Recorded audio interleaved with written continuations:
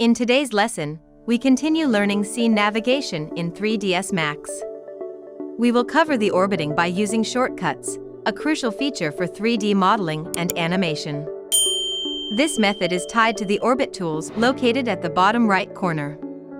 If you click and hold the icon, all available tools will appear.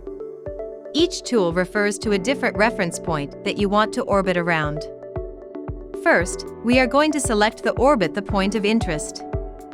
To orbit the scene using shortcuts, position the cursor over the desired viewport, hold down the Alt key on your keyboard along with the middle click, and then move the mouse.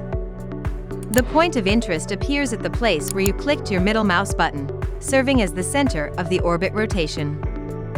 Ensure that you initiate your orbit by placing the cursor on an object, making the point of interest position on the surface of its geometry. Otherwise, it will be generated at an arbitrary point in space.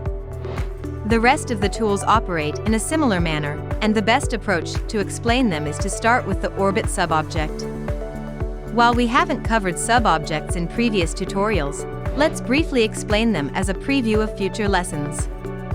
Right-clicking on an object and selecting Convert to, then choosing Editable Poly, transforms our box into a mesh object.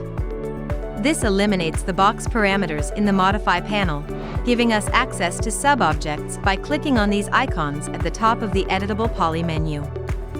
Vertices are the dots located at the corners of the object. Edges are the lines connecting vertices, and they together form polygons.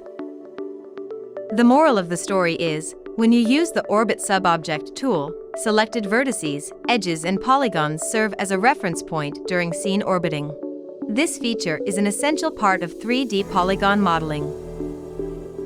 To exit subobject mode and revert to object selection, click the active icon indicated by the blue highlight, or switch to the Create tab. The next orbit tool is the Orbit Selected, which implies that selected objects serve as the reference point. This tool uses the geometric mean of the current selection. No matter how many objects are selected, the reference point will always be in the average middle of your selection. Lastly, we have the Orbit tool. When activated, it establishes an arbitrary reference point projected from the center of the viewport, similar to orbit the point of interest initiated in an empty space. However, the green point of interest object is not visible. The good news is that you don't always need to switch between these tools.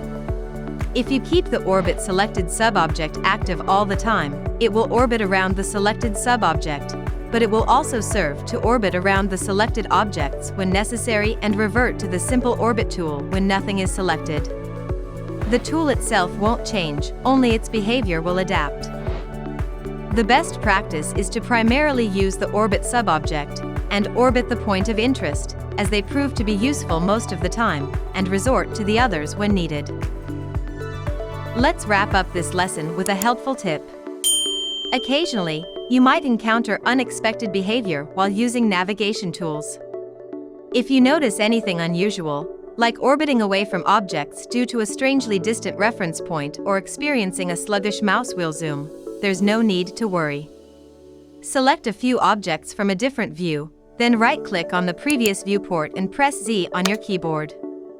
Afterward, orbit around the selected objects. This should reset the reference point, restore proper navigation functionality, and bring back the balance to the galaxy.